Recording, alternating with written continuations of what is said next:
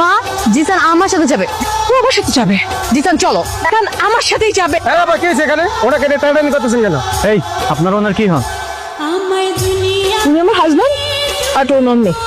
না, উনি আমার হাজবেন্ড আর উনি হচ্ছে ওর শাশুড়ি। এই আপনারা কি নেশাবানি করছেন? কি সব উল্টাপাল্টা কথা বলতেছেন? উল্টা পাল্টা আমার বলতেছে মানে? উল্টা পুল্টা তো আপনারা দুজনে করতেছেন। একটা ছেলে দুই মামের হাজবেন্ডটা কিভাবে? নাউজুবিল্লাহ কথাবার্তা।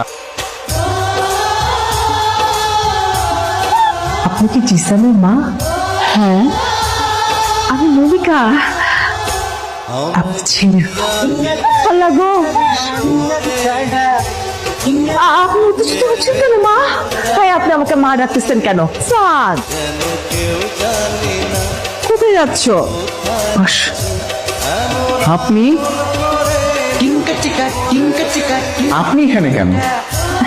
এলাম বাড়ির শাশুড়ি মার সাথে বসে পরিচিত হতে হবে না?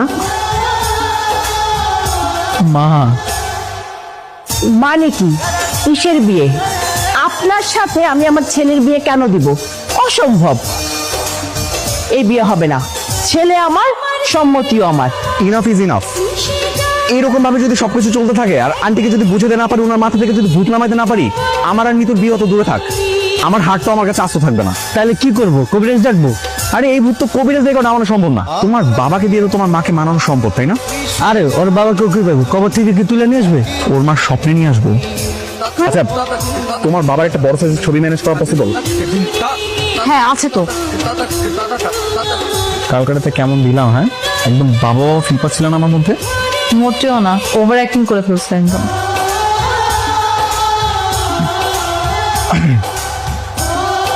আসসালামু আলাইকুম আন্টি। ওয়ালাইকুম আসসালাম। বসো বসো বসো। মা, কেন রেখেছো বলো তো? মানে জিসান আসার পর থেকে আমার মাথা একেবারে পাগল করেই ফেলছে। আন্টি কেন ডাকছে, আন্টি কেন ডাকছে, আমি তো কোনো উত্তর দিতে পারতেছি না।